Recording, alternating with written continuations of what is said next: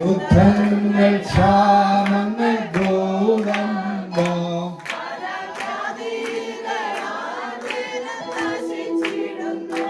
രാജ്യം രാജ്യങ്ങളോടൊത്തു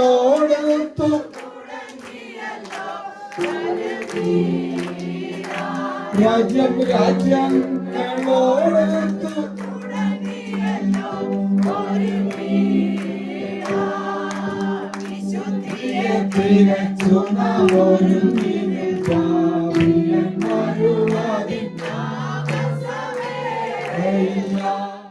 ദൈവനാമം മഹത്വപ്പെടുമാറാകട്ടെ. കർത്താവിന്റെ ദാസൻ തന്റെ പ്രഭാഷണത്തിൽ ട്രംപിന്റെ തലയുടെ വില പറയുവാൻ ഇടയായി തീർന്നു. ട്രംപിനെ കൊല്ലുന്ന ആളുകൾക്ക് കോടിക്കണക്കിന് രൂപ കൊടുക്കാവുന്നതാണ് ഓഫറുകൾ.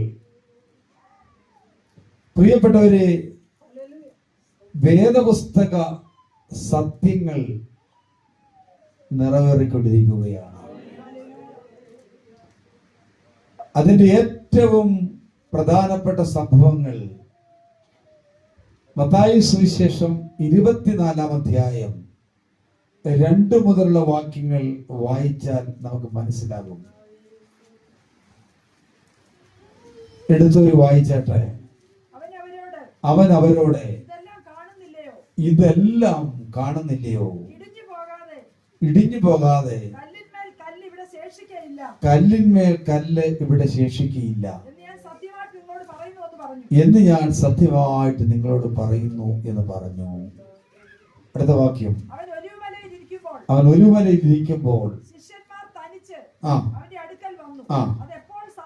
അതെപ്പോൾ സംഭവിക്കും?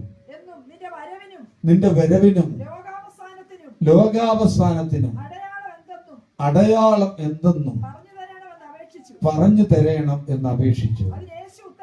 അതിന് യേശു ഉത്തരം പറഞ്ഞത്, ആരും നിങ്ങളെ തെറ്റിക്കാതിരിപ്പാൻ സൂക്ഷിച്ചുകൊള്ളുവീൻ.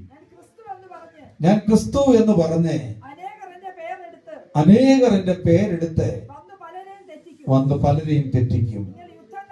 നിങ്ങൾ യുദ്ധങ്ങളെയും നിങ്ങൾ യുദ്ധശ്രുതികളെയും കുറിച്ച് കേൾക്കും. ചഞ്ചലപ്പെടാതിരിപ്പാൻ സൂക്ഷിച്ചുകൊള്ളുവീൻ. അത് സംഭവിക്കേണ്ടത് തന്നെ. മതി. Praise the Lord. മനോഹരമായ ജെറുസലേം ദേവാലയത്തിന്റെ മനോഹരമായ പണികളെ തന്റെ ശിഷ്യന്മാർ ചൂണ്ടിക്കാണിച്ചുകൊണ്ട് യേശുവിനോട് മനോഹാരിതകളെ വർണ്ണിക്കുമ്പോൾ യേശു പറയുന്ന ഒരു വാക്കാണ്, ഇത് കല്ലിന്മേൽ കല്ല് ശേഷിക്കാതെ ഇടിഞ്ഞു പോകും. അപ്പോൾ യേശുവിന്റെ ശിഷ്യന്മാർ യേശുവിനോട് ചോദിക്കുകയാണ്, അവിടുത്തെ വരവും ലോകാവസാനത്തിന്റെ അടയാളവും എന്താണ് എന്ന് പറഞ്ഞു തരണമെന്ന് പറയുമ്പോൾ യേശു പറയുന്ന മറുപടിയാണ്, ആരും നിങ്ങളെ തെറ്റിക്കാതിരിപ്പാൻ സൂക്ഷിച്ചുകൊള്ളുവീൻ.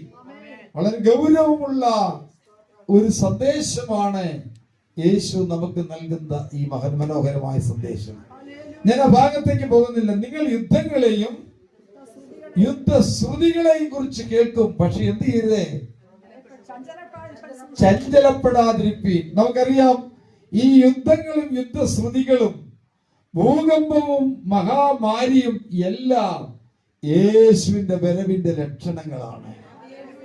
Praise the Lord. നമുക്കറിയാം, യേശു തമ്പുരാനെ, നമ്മുടെ വാഴ്ത്തപ്പെട്ട കർത്താവിനെ ക്രൂശിക്കുന്നതായ സമയത്തെ 5 കോടതികളിൽ 7 പ്രാവശ്യം യേശുവിനെ വിസ്തരിച്ചു. ഏതൊക്കെ കോടതികളിലായിരുന്നു? ഹന്നാവിന്റെ കോടതിയിൽ, കയ്യാഫാവിന്റെ കോടതിയിൽ, പിലാത്തോസിന്റെ കോടതിയിൽ, ഹെരോദോസിന്റെ കോടതിയിൽ, സന്നദ്ധ സംഘത്തിൽ. അങ്ങനെ 5 കോടതികളിൽ 7 പ്രാവശ്യം വിസ്തരിക്കുമ്പോൾ ന്യായാധിപന്മാർ ഒരുമിച്ച് പറഞ്ഞൊരു കാര്യം, ഇവൻ പാപമില്ലാത്ത ദൈവത്തിന്റെ പുത്രൻ.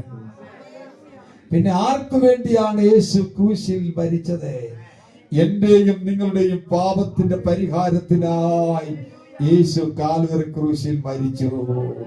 നമ്മുടെ പാപത്തിന്റെ മോചനത്തിനായി യേശു കാൽവരി ക്രൂശിൽ മരിച്ചു. നാം മരിക്കേണ്ടതിന് പകരം നമ്മുടെ പാപത്തെ അവിടുന്ന് തന്റെ ശരീരത്തിൽ വഹിച്ചു. നമുക്ക് വേണ്ടി പാപമാക്കപ്പെട്ടു. അവൻ നമുക്ക് വേണ്ടി കാൽവരി ക്രൂശിൽ ഹല്ലേലൂയ മരിച്ചു. ഹല്ലേലൂയ നമ്മെ രക്ഷിപ്പാൻ അവിടുത്തെ പീഡകളാൽ, താഴ്ചകളാൽ, പീഡാനുഭവങ്ങളാൽ അവിടുന്ന് നമ്മെ കാൽവരി ക്രൂശിലൂടെ വീണ്ടെടുത്തു. പ്രിയപ്പെട്ടവരെ, ഈ നീതിമാന്റെ രക്തത്തിൽ എനിക്ക് പങ്കില്ല എന്ന് പീലാത്തോസ് കൈകൾ കഴുകി പറയുമ്പോൾ യഹൂദന്മാർ ഒരു കാര്യം ഇങ്ങനെ പറഞ്ഞു: ഈ രക്തം ഞങ്ങളുടെ മേലും ഞങ്ങളുടെ സന്തതി പരമ്പരകളുടെ മേലും വരട്ടെ എന്ന് പറഞ്ഞു. എന്താ സംഭവിച്ചെന്നറിയാമോ? ലോകത്തിന്റെ 5 വൻകരകളിലേക്കും യഹൂദന്മാർ ചിതറിപ്പോയി. നമ്മുടെ ഭാരതത്തിൽ, കേരളത്തിൽ, കൊച്ചിയിൽ വരെ, മട്ടാഞ്ചേരിയിൽ വരെ യഹൂദന്മാർ വന്ന് പാർത്തു. ഇന്ത്യ ഒഴികെ, കേരളം ഒഴികെ എല്ലായിടത്തും അവർ പീഡിപ്പിക്കപ്പെട്ടു. ഹിറ്റ്ലർ എത്ര ലക്ഷം യഹൂദന്മാരെയാണ് കൊന്നൊടുക്കിയത്? ആ ലക്ഷക്കണക്കിന് 6 ലക്ഷത്തിലധികം യഹൂദന്മാരെ ഗ്യാസ് ചേംബറിൽ ഇട്ട് കൊന്നുകളഞ്ഞു. ചുരുക്കി പറഞ്ഞാൽ ആ യഹൂദന്മാർ കൂട്ടക്കൊല അനുഭവിക്കേണ്ടി വന്നു. ലോകത്തിന്റെ എല്ലാ സ്ഥലത്തും അവർ പീഡിപ്പിക്കപ്പെട്ടു. എന്നാൽ 1ഉം 2ഉം ലോകമഹായുദ്ധങ്ങൾ അവരുടെ തിരിച്ചുവരവിന് വഴിയൊരുക്കി. 2 ചേരികളായി ലോകരാഷ്ട്രങ്ങൾ തിരിഞ്ഞു. ആര് ജയിക്കും, ആര് തോക്കും എന്നറിയാൻ കഴിയാത്ത വിധം ആയിരിക്കുമ്പോഴാണ് യഹൂദ ശാസ്ത്രജ്ഞനായ വൈസ്മാൻ എന്ന് പറയുന്ന യഹൂദ ശാസ്ത്രജ്ഞൻ TNT ഗ്യാസ് കണ്ടുപിടിച്ചു. പക്ഷെ ഈ TNT ഗ്യാസ് എങ്ങനെ എത്തിക്കണമെന്നറിയാൻ വയ്യാതെ അദ്ദേഹം ഭാരപ്പെട്ടിരിക്കുമ്പോഴാണ് ഇയ്യോബിന്റെ പുസ്തകം വായിച്ചു.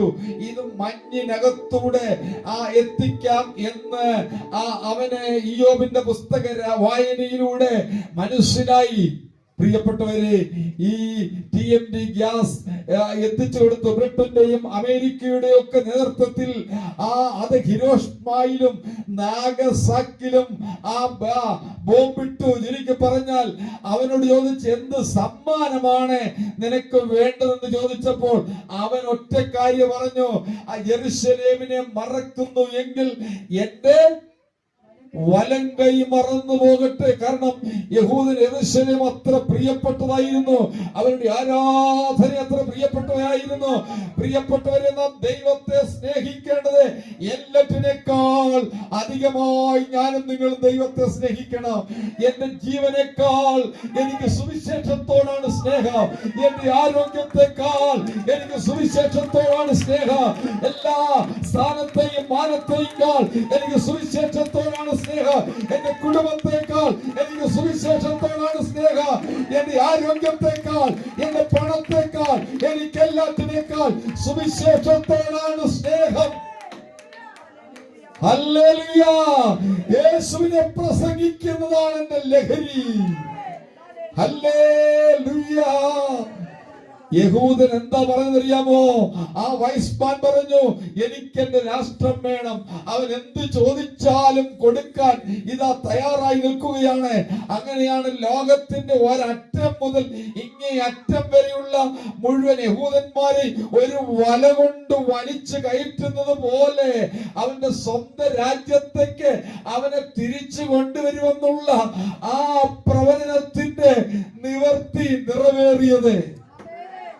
1ഉം 2ഉം ലോകമഹായുദ്ധങ്ങൾ ആ യഹൂദന്റെ മടങ്ങിവരവിന് വേണ്ടി ദൈവം ഒരുക്കിയെങ്കിൽ, പ്രിയപ്പെട്ടവരെ, അത്തി തളിർക്കുമ്പോൾ വേനൽ അടുത്തു എന്നുള്ള മഹാരഹസ്യം നാം പോകരുത്. 1948 യഹൂദന് ഇസ്രായേലിൽ ഒരു രാഷ്ട്രമുണ്ടായെങ്കിൽ അന്നു മുതൽ അവനെ അടിച്ചമർത്താൻ ലോകത്തിലെ മുഴുവൻ അറബ് രാജ്യങ്ങളും ഒന്നിച്ചെഴുന്നേറ്റെങ്കിൽ ഇന്ന് അറബ് രാജ്യങ്ങൾ പോലും അബ്രഹാം എന്ന ആ ഉടമ്പടി സഖ്യത്തിലൂടെ അവരോട് ഒന്നിച്ചു ചേർന്നിരിക്കുന്ന ഒരു കാലഘട്ടം എത്തിച്ചേർന്നിരിക്കുകയാണ്. ഇതെന്താ വിളിച്ചറിയിക്കുന്നറിയാമോ? കർത്താവിന്റെ വരവാസന്നമായിരിക്കുന്നു. യുദ്ധങ്ങൾ ഒരു വശത്തെ, ക്ഷാമം മറ്റൊരു വശത്തെ, ഭൂകമ്പം മറ്റൊരു വശത്തെ, ജാതിയോട് എതിർക്കുന്നത് മറ്റൊരു സൈഡിൽ, ഈ പകർച്ചവ്യാധികൾ, വല്ലാത്ത മാരക രോഗങ്ങൾ, കൊറോണ പോലെയുള്ള വൈറസ് രോഗങ്ങൾ മറ്റൊരു സൈഡിൽ, ഈ സംഭവങ്ങളെല്ലാം ആ കർത്താവിന്റെ വരവിനെ വിളിച്ചറിയിച്ചു കൊണ്ടിരിക്കുകയാൽ നമുക്കൊരുങ്ങാം പ്രിയപ്പെട്ടവരെ, നമുക്കുണരാം പ്രിയപ്പെട്ടവരെ. യേശു വരാറായി, കാലം അതിന്റെ അന്ത്യത്തിലേക്ക് എത്തിയിരിക്കുന്നു. ഹല്ലേലൂയ. വിശുദ്ധിയെ തികച്ചു ഒരുങ്ങി നിൽപ്പാ